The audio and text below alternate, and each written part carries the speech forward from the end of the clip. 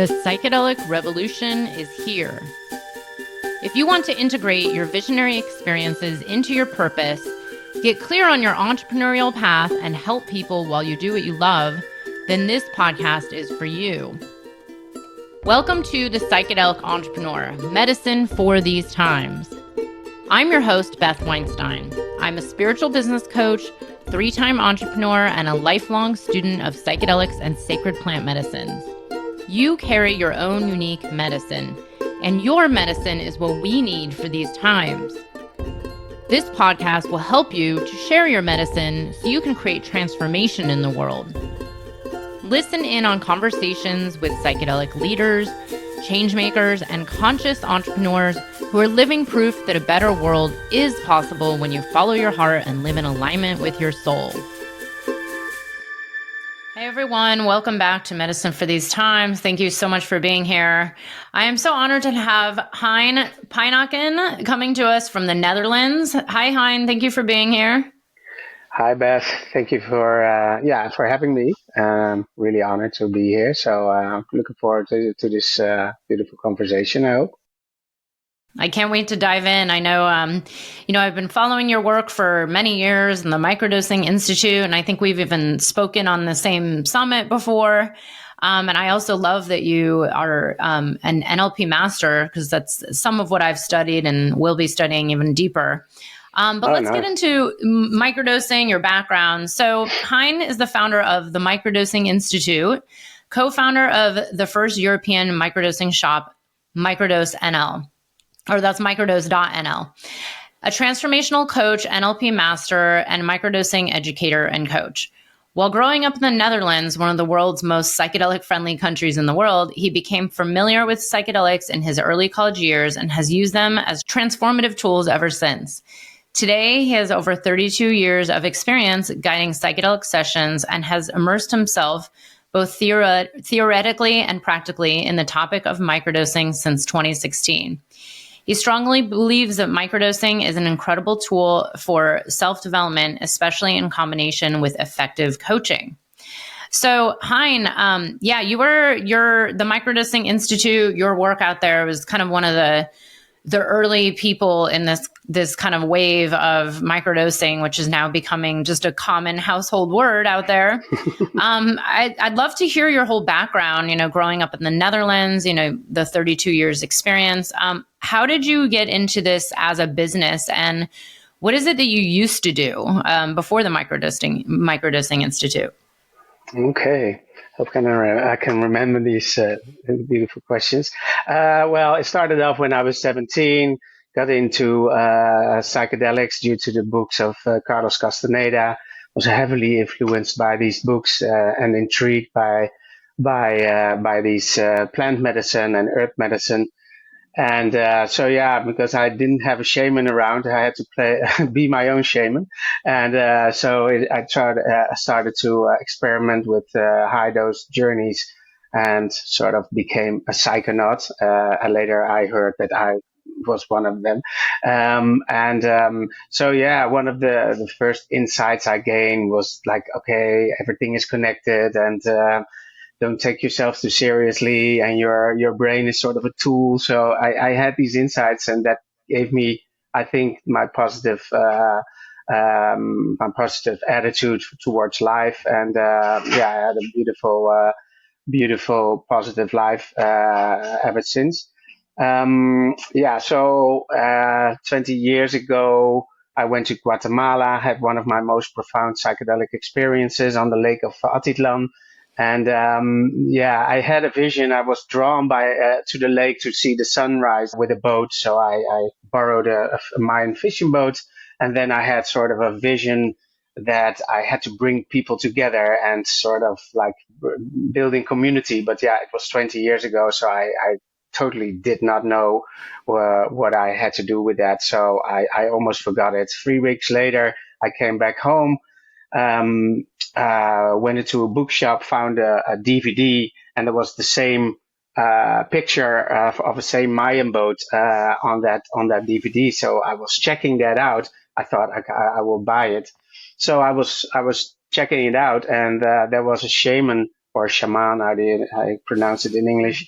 And he was bringing people together, like people from shamans from Middle and South America, to talk about 2012 and about the end of the world, and about that people are destroying the world and environment and those kind of things.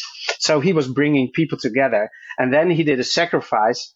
And I was looking at that video, and I was like, "Hey, this is exactly the same lake I was on 3 weeks ago, having that vision." And he was doing an offer with smudging or incense. And so, yeah, it was sort of like I saw myself sitting there, and it was such sort of a coincidence. And it struck me really, and of course, sort of a coincidence, you can say that. And I tended to forget that whole experience, but it was really getting into me. And then in 2016, when one of my best friends, he stepped out of life because he had cluster headaches. But we did high dose journeys with mushrooms like over 15 years to abort his attacks, and it helped him really well. But with high dose journeys, it was hard to plan. So sometimes he was too late, and with work and children, it was hard to plan a high dose journey when he felt it coming. So a lot of time he was too late, and got into isolation and couldn't take it anymore. Decided to step out of life. That struck me, of course. But on the other hand, it gave me sort of the strength to check out all the psychedelic research, and also came across the Cluster Busters. That is an organization that does all kinds of studies and is exploring alternatives for people with cluster headaches. And then I stumbled upon microdosing, and with the work of James Fadiman.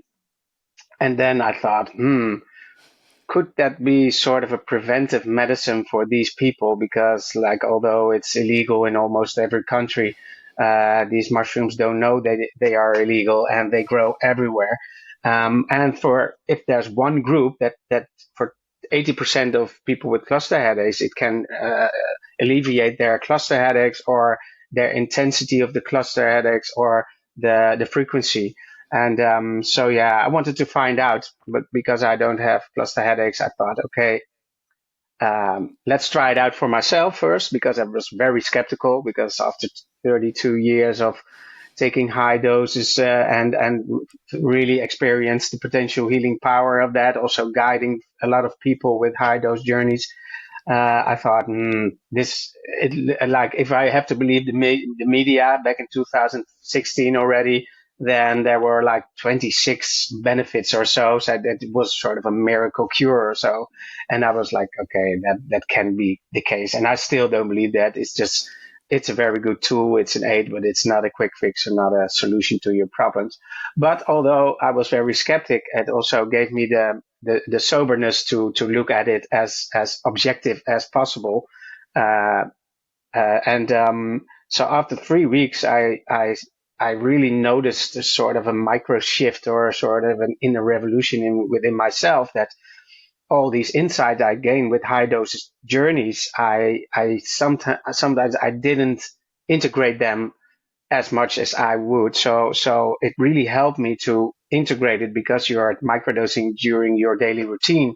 And maybe it's good to explain what microdosing is to the audience, because maybe some people don't know what it is. So taking a microdose, or microdosing, is the practice of taking a very small amount of a classic psychedelic, like psilocybin containing mushrooms or truffles, or LSD, or mescaline containing cacti, like San Pedro or peyote, or maybe ayahuasca. Sometimes they also microdose with that. And you're doing that with on a certain protocol for a certain period of time, to gain like a better mood, or to improve your mental well-being and quality of life. So that is, in short, the definition of microdosing. And the first take the first substance I took it was such a tiny amount, and I still could find effects and feel effects that I was quite amazed and thought, let's claim all the domain names that they are, like microdosing.nl, all these things, and thought, okay, I have to build a website on it. And then I saw a documentary of Nick Cave, and then it struck me because I had a flashback of that vision I had that 20 years ago to bring people together. And then I thought, okay, this will be my mission, sort of. And later I came in contact with Jim Fadiman. I emailed him and I said, hey, there's the first microdosing event in Amsterdam. 80 people are coming there. We're going to do some research. We invited University of Leiden and Amsterdam, and they did small tests. And that was also the first microdosing study that was published back in 2018, but we did the study in 2016. And then Jim Fadiman and I became sort of friends on email and on Zoom, of course, because he lives in the States and I live in Holland. And inspired by his work actually to do search instead of research, but just gathering anecdotal stories, because citizen science sometimes is criticized, but I think it's a very good way to gather information on why people are microdosing, what microdosing is, what the risks are, what the benefits are, and if it can alleviate cluster headaches. I soon came to find out that more other people are microdosing, not only for that, but also for ADHD, for burnout, depressive states, and of course, the biggest group is people that microdose for personal development. That's how it started, sort of. Yeah. Love it. Wow. What a story. I love all the synchronicities, with the boat and your experience and the DVD. When I started microdosing, I think the first year I started playing around with microdosing was probably 2014 or so. Because again, I'm like you, I've been working with psychedelics since I was quite young, and I grew up in California, but it was just everywhere. So that's I always blame it on California. But I started noticing similar synchronicities and the awareness of things connecting together in a different way. That although I had worked with high dose medicine and worked with a lot of other medicines over the years, for some reason, microdosing seemed to make it so obvious. I'm just curious, have you ever researched this, or what is your take on why people might experience so many of these synchronistic events, or connecting the dots together with microdosing versus without? Do you know what really causes it? I think psychedelics in general are like a very good tool to gain insights and integrate them and observe your patterns and saving energy, or if you live more from your intuition and your core, then you're making healthier choices and making better choices. So when you're get rid of these blockades, then you're also resonating on a higher frequency and more aware of these synchronicities, I think, and you're more open to it. So I think that I don't think that if you microdose that you experience more synchronicity, but it really helps to do these things that I just told, and that helps really to be more aware and more awake and more open to synchronicity. Because I notice when my energy is very low, I also notice that I eat not so healthy. I'm becoming more unaware, or more so and then also I don't have that synchronicity that's so much. So I think it connects you with this synchronicity and connects you with your intention, and How do you think about that? How do you see it? I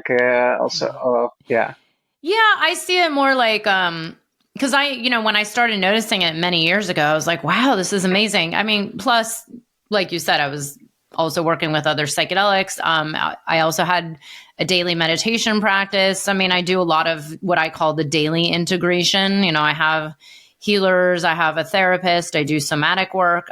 So I think it's more just the presence, the awareness, you know, like a shift in perception. But I do know, I always say, like, my first psychedelic experience when I was 14 years old, the one thing that came out of it was the knowing that our brains, our minds, our worlds are so much more powerful than we were taught. And especially if you've had a high dose experience, you know, it's like, how do you make sense out of it? And I remember my first experience was acid. And there I am thinking, like, this tiny little thing can make me see this, can make me experience this. Wow, there's so much more to our mind that we don't know about, you know? So. Yeah. And what I wanted to add about synchronicity, how do you see it? Like, okay, for me, it's only sort of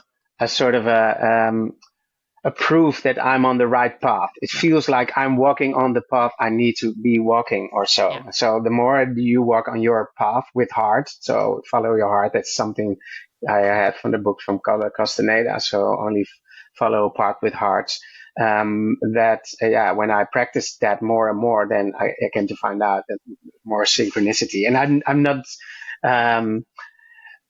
making whole stories out of it. I just think, okay, I'm on the right path. Sort of like guiding flags or something. Yeah, I call it the golden nuggets. You know, but the human mind just always, you know, it's this internal constant fight with like the ego and what we should be doing and what we think is right, even though we don't know that's right. But yeah, I believe it really is, you know, whatever we want to call it, higher self, God, soul, you know, universe, they're kind of all this one and the same on some level, you know, maybe spirit or your own higher self, but there's this guidance coming through. And if I always tell people, just experiment and just see, like, what would happen if you just followed all those golden nuggets and saw where they led you to. And usually it leads to something interesting. But, you know, this is my next question is, so there's a lot of people over the last few years that have gotten into, let's say, microdosing coaching. And I know because I've had clients that are microdose coaches or people that are weaving microdosing into, let's say, their other healing work or, you know, other coaching or even health and wellness or weight loss, trauma healing. I mean, I've seen everything. But sometimes I see people, you know, like just saying like, hey, join my microdosing program. Do people need guidance? And if so, why? You know, I've even wondered about this. I've always done intuitive microdosing, which is not at all following any protocol whatsoever, which is not the thought of, you know, like the Fadiman or Stamets protocols and Stamets stack. But yeah, what are your views on having microdosing guidance versus just doing it kind of a free for all on your own? Yeah, well, intuitive protocol is also a protocol, I think. And you see that a lot of people that follow the Microdosing Institute protocol, that's 1 day on, 1 day off, every other day, or the Fadiman protocol, the Stamets protocol, after that cycle, they start to use it, work with it more intuitively. And I think that's a great thing. It also proves that it's sort of not addictive, because when you see all these benefits, then you think maybe you're going to take it more, or you want to take it every day. Well, okay, it builds up tolerance very quick. So if you do it every day, you will be ending the whole strength of the microdosing. But I think you can microdose really well on your own. But it all depends on the tools you have in your backpack. If you have like you can play your own therapist, let's say, or your own coach, then it's totally fine to microdose on your own. Self-exploration is a really great way. The only thing is that, like, also without microdosing, some people have the need to, or maybe can use, learn some tools from a coach or a therapist. And with my background of NLP, I started to notice, like, okay, some people, they don't associate that much in their body, or if you do a practice or a technique, an NLP technique, NLP is neuro-linguistic programming, then some people, they can't associate so much. And microdosing really helps you. Like I always say that microdosing has two effects actually. You feel more in the present moment, and you feel more connected to yourself and your surrounding and nature. And these two effects can lead to all kind of benefits. And for some people, it's more creativity, and other people, it's a decrease in depression. It all depends on what reason you take it and what you need in life. Some people really, if they want to get the most out of the microdosing experience, then a coaching program could be really beneficial for them also to get started. Like we have a 6-week coaching program. We have one-on-one coaching that all started because people had questions. We had a coaching background with our team and thought, okay, let's guide them through their microdosing journey. We don't treat people with microdosing. That's still not official, but we guide them, and they are microdosing on their own. And if you give people the tools and some tips and tricks, and a realistic viewpoint, I think that's most important, because some people have really high expectations, and I think it all depends on in what phase of your process you are. So with coaching, we try to move people to a realistic viewpoint, and to the point where they are most vulnerable and in a receivable state. And then microdosing is really a good tool for that, as long as they understand that they are the main character in the story. So that is where our 6-week program is based on, and also group therapy or group sessions. It's well known that really helps also. So apart from the whole microdosing, the whole program is based on like saving your energy bucket, setting intentions, calibrating. We're also doing that, and that's for people who have already microdosed is a very interesting one, because some people think, I know my sweet spot. And but if in 2 weeks, in the first 2 weeks, when we calibrate how much you take, then sometimes you take like 2% of what you normally take, and then also a little bit more than what you normally take. So you really feel the difference.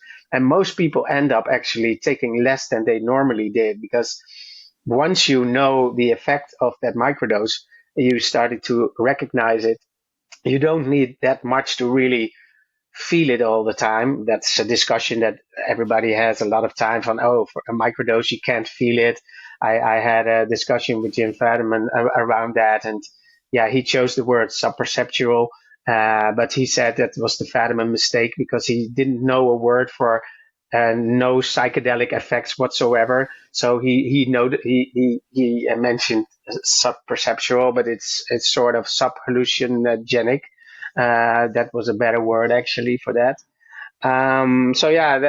It can help to end the answer is it can help and support you doing a program, but yeah, it all depends on what you want. I'm a very, very big fan of having support and guidance through anything, especially for people who are working with microdosing for, healing or depression or anxiety or going through major life changes. I mean, this is where most of this podcast is about integration, having tools and people and guidance and community, like you mentioned, groups. Because I think, back, I guess it was maybe pre-pandemic or during the pandemic when microdosing really just blew up, and everybody had this kind of, because I know I was getting a lot of inquiries myself, like, where can I get mushrooms? And I heard these will fix all my problems, kind of this attitude of like, well, the media is making it sound like this will cure my depression. Do you have any? I got this a lot. And I kept saying to people, I'm like, it's not just the medicine. You have to have the guidance, the intention, the tools, work with someone for whatever it is you're going through. And I think this is why, this kind of world of microdosing has been shifting. And then there are more people offering kind of community-centered or coaching-centered type programs. But let me ask you about where microdosing has been going, because, it was kind of this huge frenzy in 19, 20, 21. pretty much everybody I know still microdoses, so it's not going anywhere. To me, it's Yeah. just kind of woven into our society now, or at least, the people I hang out with. But and there's more and more people also offering it. There's people now, I know, I'm sure you've heard these stories, just offering it kind of blatantly out there on the internet, even if it technically is still legal here in the US. But where do you think microdosing is going to go over the next 5 or 10 years? Like, is this going to just be, like in everybody's kind of cabinet, it's part of life? Is it getting people off of SSRIs? Like, what do you see happening in the trend of microdosing? Yeah. Yeah, like you said, in your surroundings, everybody's doing it, and we always have to be careful thinking that because we are such sort of in the psychedelic bubble that sometimes I feel like everybody is doing it. Jesus, what a mainstream thing it is. And then you zap on your television and you see stupid programs or whatever, and you think, oh no, there are also a lot of people are not really don't know what psychedelics is. And one of my main reasons to start Microdosing Institute back in 2016, we started writing in 2017. We launched our website and community was to reintegrate the use of psychedelics into the general culture. It's one of the missions maps, and Beckley Foundation also has. And I was like, okay, microdosing is really sort of my hidden agenda because it's sort of a Trojan horse that you can slowly drive into the society, and people are thinking, it's sort of a food supplement, homeopathic. What is it? You don't get a bad trip. It's such a tiny amount. People are not afraid of it. So I thought it's a really good a way to really learn in a safe way the use of psychedelics, because like if we look back in the 60s, then people didn't really know what they were doing. They were on a festival taking acid like 400 micrograms and didn't know what they were taking. Yeah, of course you have incidents now then. And we didn't, at least in Holland, all these organizations that were busy with psychedelics and research projects, they know like, okay, we can't end up and making the same mistakes as this in the 60s, like being sort of a counterculture. So I think it's best to integrate and be the culture instead of, if you want to make a change at least. If you don't, then don't. But yeah, if you want to make a difference and a change and take it to a higher level and integrate it, then you have to be the culture and make it accessible and that people understand it. So that's why we also build a bridge to all these researchers, because we didn't want to end up that microdosing just was a sort of an excuse to do drugs you do during the day.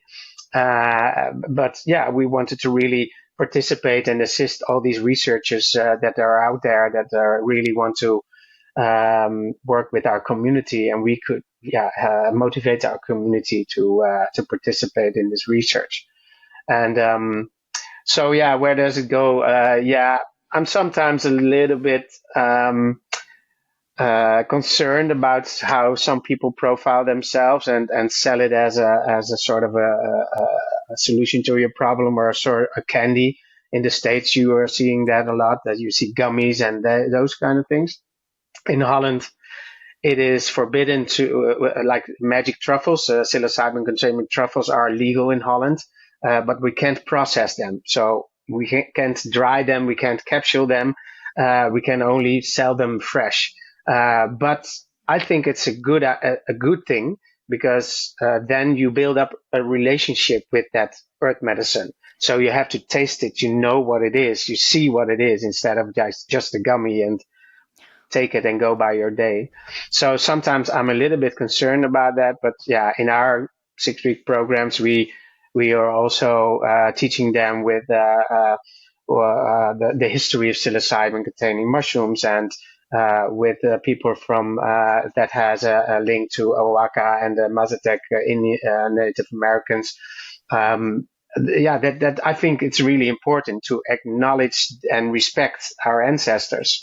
And I think it resonates with you also. But yeah, it's really important, because you see now companies that even don't mention James Fadiman, for instance. And although he's not the the discoverer, because one anthropologist said to him, "Don't you think indigenous tribes and people took also tiny amounts? And although it's not written and they didn't call it microdosing, they did use very tiny amounts also for hunting and for all kinds of medicinal purposes."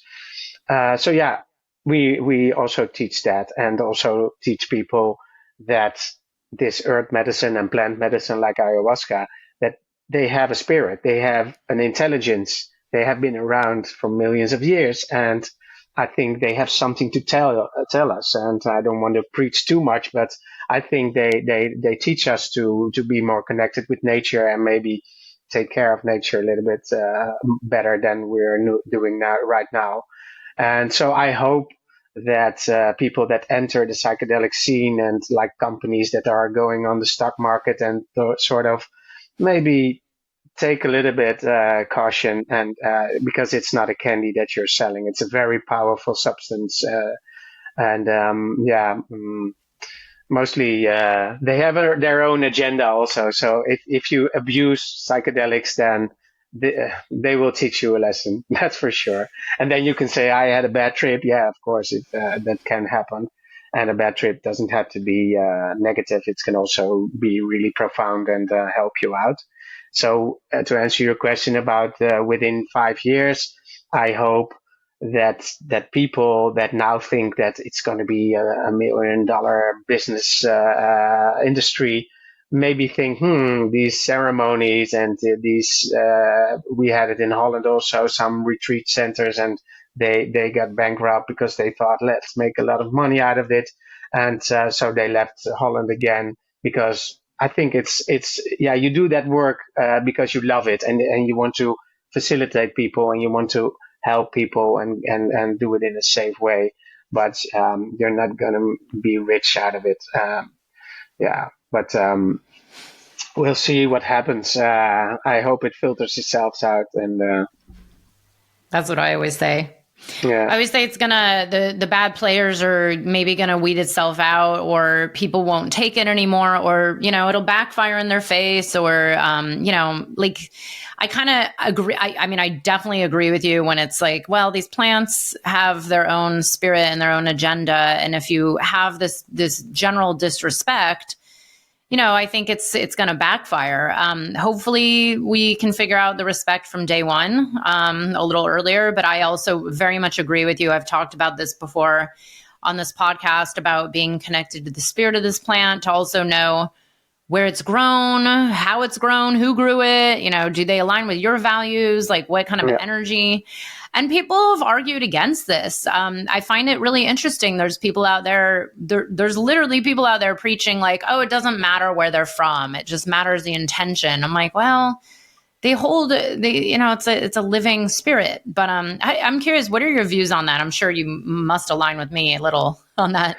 Yeah, I'm totally aligned with that. That's why I'm also really find it important to know the story behind these products, for instance. So in 2018 we were doing this totally voluntarily, and wanted to find, okay, what are we doing if we want to keep up with it, building community and building bridges to researchers and maybe therapists, and building programs, then we need sort of money to do that. But I don't want it to have like banners all over the place on the website. I didn't want to be dependent on investors or sponsors or donators or whatever, because donators didn't donate. So I thought, okay, I can say, hey, you can buy these truffles over there, but I can also sell them myself. So that is why I got closely involved in microdose.nl. And so we decided to be totally independent whatsoever, and build a web shop or an online shop, and only with products that I knew the people behind them. So I can sell cacao, for instance, but if it's from Congo and there's child abuse and there's child labor and whatever, I don't want to sell it. So I want to sell only when it comes from the farmer itself. So I stumbled upon a guy who has his own story. He's also alone. He knows it. He goes to Guatemala and harvest them, help harvest it itself. So these kind of stories I find really important. That's why we have a podcast around that, for instance. Same as the truffle farmer. He's 82 years old. He's Dutch, and he has been being market leader in growing mushrooms. And after 2009, mushrooms became illegal in Holland. But he was the first guy who did that over 32 years here in Holland. So when I was very young, I bought it from a shop, of course, but it came from him. And then later on, he had the first microdosing product as sort of like a paracetamol strip with these truffles with 1 gram. And we came in contact, and then like his story is so amazing. He had all the court cases and all the lawsuits and all these things, and he's still going strong, microdosing every other day, and really, really beautiful stories. And same with medicinal mushrooms, like where it's from, how is it made, why does that person make it? And so, yeah, we ended up with interviewing all these people, and just to give our community sort of the most reliable products you can have. And of course, that also is with research chemicals or with medicinal mushrooms, or with other substances like the cacti and so. Yeah. That's so good. I really appreciate that you really hold this sacred and are educating people on this, because, like you said, it's interesting. When I went to psychedelic science this year, and it was the first time I had heard about like MDMA gummies and 2CB pens and DMT. I'd heard about DMT pens, and there were just people everywhere selling like mushroom gummies, and I'm like, oh my God, like it's why not the mushroom? I mean, it doesn't taste that bad for you to, not be able to take a little bit. I mean, it doesn't resonate with me on my path, but, you said, there's a lot of people disconnected to it and not even really questioning where it's from and how it's processed. And I have actually seen some people having, negative experiences. And the one thing I always get concerned about is, especially, where I grew up in California or these certain places around the US or probably other parts of the world where it comes in, let's say, a chocolate form or a candy form. And,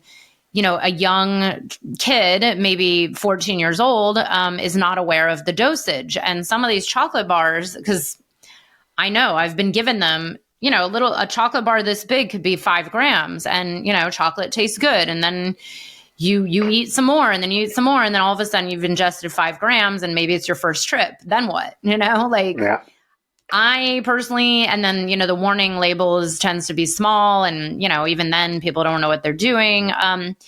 It's an interesting world that we're in. And I keep saying, like, we're going to probably hear some of these stories where, maybe there was a bad case or people didn't have the guidance or didn't know what they were doing. But we will see. The question I have for you is, there's more and more movements around microdosing. I've interviewed, some of these moms on mushrooms, people like this. We're hearing kind of more niches microdosing. I'm wondering if the trend is going to be, or already is, that people who start with microdosing, are they eventually drawn to then do a macrodose or maybe other medicines? Or like, what are you seeing in the trend of, microdosing? Let's say the suburban mom, here in America, we call them the soccer moms, right? But then do they then start to desire like to go big or, go on a ayahuasca retreat in Peru? Like, what have you heard about this? I'm curious. Yeah, I think that everybody that starts to or decides to microdose in the end will be interested. Not everybody, but I think a large proportion will be interested in taking a high dose journey. Also because they get familiar, they get acquainted. They are not so anxious anymore, and they find it like, oh, this is actually helping me. This is supporting me in my process, in my personal growth. So yeah, they end up being interested in. And 2 weeks ago we published a nice documentary. I think maybe it's interesting to see where we build a bridge between with microdosing and macrodosing also, because although we are mostly involved with microdosing, we get a lot of questions like, hey, after that cycle, I would like to do a high dose journey, but do you know a retreat center or a facilitator?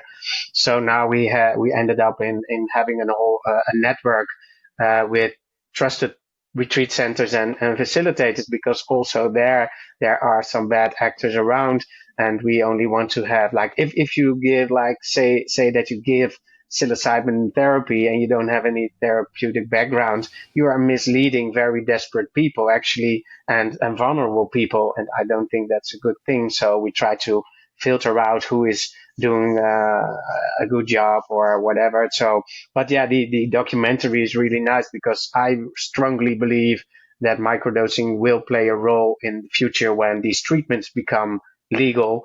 These treatments with high dose journeys or psilocybin become legal for treatment with resistant depression, for instance, and that microdosing can act as an integration tool and aftercare, and like have a reminder of that high dose journey, and really help you integrate these insights.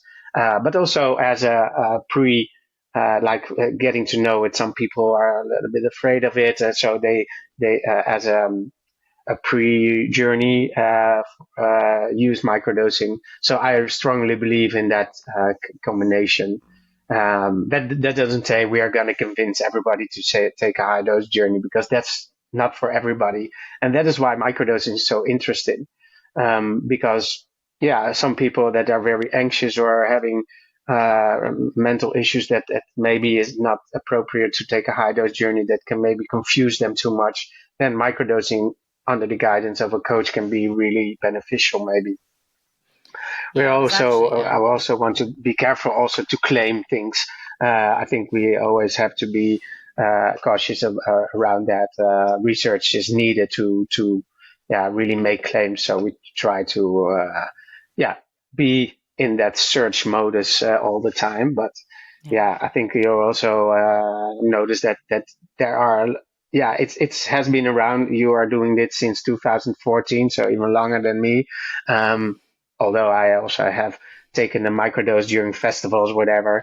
But we didn't call it microdose. We just took a tiny amount just Yes. to have a Yeah. laugh, and then those kind of things, and not taking on a consistent basis. But yeah, we see a lot of positive stories. So yeah, we can argue and discuss like it's a placebo effect, whatever. Yeah, of course it's a placebo effect. It's just yeah, life is a placebo I know. effect, and every expectations influences the outcome, and that's also with psychedelics. That's why they came up with set and setting, because if you're taking it in a prison or in nature, then you have a totally different experience. So we knew that since the 50s. So, but it's more than just a placebo effect, because they in Maastricht University they also measured blood differences and all kinds of different physical effects. So, so yeah, it's more than just a placebo effect. Yeah. I love what you say about that, though. I totally agree. I'm like, well, technically everything could turn out this way or that way, depending how you want to enter into it. But Yeah. yes, I mean, there is science. And actually, when I interviewed James, was it last year? The year I've interviewed him twice, I think. I can't even keep Hmm. up with it. But off camera, I was telling him how my mother was having dementia symptoms, and he Hmm. gave me a kind of a protocol of like, well, try this and put on this music, and it's and even some indigenous people I work with have talked about this with other medicines, like, oh, well, maybe you should try this. So it's Yeah. it's fascinating. Yeah, But let's and let's now you yeah. see, because as I forget, there will be a study in Switzerland around microdosing LSD and dementia. So last year on ICPR, that's a psychedelic conference in Holland, Amanda Fielding from the Beckley Foundation announced it, and I was in tears because she had a presentation where she had a woman who suffered from dementia and couldn't do anything anymore, not talk and those kind of things. And after the intake, she could talk, she could connect, she recognized songs, she could sing, And of course, because of the old memories, and that's why I think Jim mentioned put on some music. Then this, yeah, and yeah, it sounds logic actually, because with these MRI scans, they see that if you take a high dose journey or a microdose, that these different brain sections start to communicate better and more with each other. So maybe it fires a little bit more, and then yeah. So I'm very excited about that actually also, and yeah, that's why I'm doing this, and that's why like this research is so interesting, and yeah. I hope to Amazing. speak to the guy who is doing that research in June, because there's another conference in Holland. So I'm really excited about that. Amazing. Yeah, it's funny. I met Amanda in 2015, I think it was. Actually, it's a very long story, but out at her castle in outside Oh, of nice. where was it? Outside of Cambridge area. Mm-hmm. And I remember her saying this about how she was such a big believer in LSD being this potential cure for, these diseases that we've not known about, like, or not known enough about, Alzheimer's and dementia and all these other brain disorders. And it's like, wow, wait a second, really? LSD? But it makes sense, and it's fascinating that people are starting to research this. I mean, at least back then, she seemed convinced that we're going to find this, eventual cure or cause to the point where maybe we can actually stop it, because it's incredible. Even within my own family, it's like my stepfather had it, and now Yeah. my mom. It's so painful to watch too. By the way. Yeah. Yeah, and I think we have to notice that it like microdosing LSD, it will not cure dementia. It could slow down Yeah. slow down dementia. But what we heard about from anecdotal stories is that for their surroundings, or the people that are taking care of people with dementia, it's really a difference. So they are softer, they get more connected, they like some people with dementia can be aggressive or really like offside. So I think because yeah, for the whole people that are surrounded by the people who suffer dementia, it's really important, and that's what I find so amazing to hear. Like, okay, because yeah, the person who has suffered from dementia maybe doesn't realize it that much, but yeah, for the surroundings, it's really important. And yeah, even also with lion's mane, that also can really maybe benefit or support it in slowing it down. But yeah, still have to find out. So Yeah. Hopefully there's more and more research with this. I yeah, have my mom taking reishi right now. okay, We'll see. yeah, I don't know. I mean, it seems to be helping a little bit, but lion's mane maybe is next. But let me yeah. ask one last question before we wrap up. I wanted to know, do you feel that there's more room for microdosing coaches out there as a career? More and more people wanting to step into the psychedelic space as part of their life's work, or maybe they're already doing, healing therapy coaching, and they want to add in microdosing. Because I've heard people say to me like, "Oh, there's already so many people out there." But what is your take on this? Is there room for more? Yeah, I think the overall tendency is that there are a lot of retreat centers now, and a lot of people facilitate high dose journeys and microdoses, and you see sort of like the peak is now getting a little bit slowing down, so people have a hard time to fill up their practice. But I think if you look at all the people that are depressed and having burnout, and maybe this treatment with MDMA for PTSD and psilocybin for depression, if that becomes a treatment within 3 years, I hope, then there will be people that need to be trained, and facilitators and coaches and therapists that need to take these people and coach them and guide them through this journey. So I think there's room for more people. Yeah, that's why we developed a 10-month facilitator program. We just gathered all the information we got and put it into a program, and it's really hands-on and really for practical, because we got more and more people in the fields that are therapists or breath workers or yoga teachers or coaches that want to implement microdosing in their practice. And although it's not rocket science, let's be honest, it's good to have sort of a blueprint or code of ethics, how you profile yourself on the website, for instance, how you also don't claim anything, but maybe also do some research on and how you read these research papers. So we have master classes, for instance, with people that can help you how to read these research papers. And you are talking about microdosing for moms, like Michaela. She is a well-known figure that's also now doing study with Jim Fadiman around microdosing and moms who microdose. And she's doing a masterclass around that, and like people with ADHD. So we have a masterclass around how you, if you have coaching people with ADHD, how to approach that, or trauma informed, or whatever. So it's good to have all these tools, and that's how our facilitator program got to see daylight. And I think there's room for Coach or more. Yeah, I agree. I always say this. I mean, there's 8 billion human beings on the planet. So many people are suffering. You know, there's someone for everybody, and there's only so many people one person can help too. You know, I mean, you can scale to a high level point, and we're as you've mentioned, this business isn't necessarily about scaling to the multi-millions, like certain retreat centers or programs have tried and didn't go so well. But who knows? We'll see what happens. Only time will tell. Yeah. But Hein, let's hear, what is coming up in the next, 6 to 12 months for the Microdosing Institute. What do you have going on? Anything new? Where can people sign up for kind of the next thing coming down?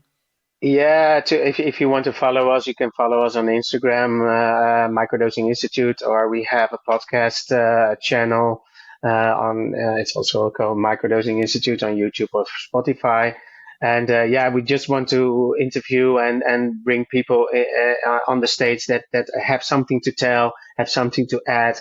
And we learn as we go. So we don't have all the truth in us. So if you're fixating too much on what you know, you're missing out what you don't know. So I think it's really important to keep learning and keep take it to a higher level by bringing people together still. So if you want to follow us, you can also sign up for our newsletter.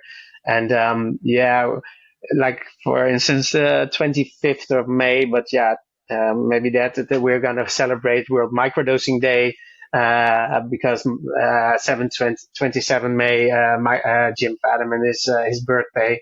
So a few years ago, we decided to bombard that as World Microdosing Day.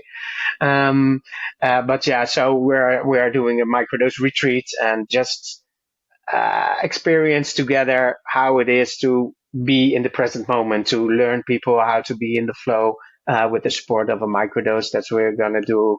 And every 2 months we start a new 6-week program. So if you want to, join us on that, you can hop on every 2 months. Hopefully, normally, so maybe around that. And hopefully in the end of the year or after holidays, we start with a new facilitator program. And we'll see what projects will bring us. And I'm very excited to be connected to the psychedelic field and follow the, how do you call it, the nudges that you said. the little golden nuggets. Nuggets. Oh, so good. Well, we'll have the links to your social media, your websites. I think you also sent out emails as well, right? We have newsletters. That's the newest research that is published, and some papers we are mentioning because we are assisting them or work with them. So Perfect. all kinds of things. Great. Well, we'll get those links right here in the show notes. Hein, it was so good to get to know you and hear this incredible story and this journey. And thank you so much for the work you're doing for the microdosing world, for the psychedelic space, and for this planet. Because, hey, I know how microdosing has helped me and impacted me. And if I've experienced positive reactions and positive outcomes from it, I hope everybody else can learn from you and learn from your coaches that you've trained. And hopefully we'll see this make the world a better place, one person at a time. Hopefully. Yeah, and like every story every story that people share with us that can be very valuable for another person. Like, for instance, 2 years ago, we came to find out that tinnitus was sometimes their tinnitus increased, and for some people it decreased. So it is worth telling people that it could be a risk, but it could release them for the tinnitus. So these kind of things are so valuable. And then, we do the search, and then we share that with these researchers, and they do the research. So it's research in motion. It's still in its infancies, but keep up sharing your story and telling that in your surroundings, because that also helps end the stigma that still surrounds psychedelics sometimes. So perfect. Yes. Thank you so much. Thank you too, Beth. It was great talking to you. I hope you enjoyed the episode. If you're feeling inspired, I'd appreciate it if you showed your love with a review. And check out my YouTube channel where you can find the video version of this podcast. You can also head to bethaweinstein.com to learn more about me and grab my free business growth trainings. Remember, you carry your own unique medicine, and your medicine is what we need for these times.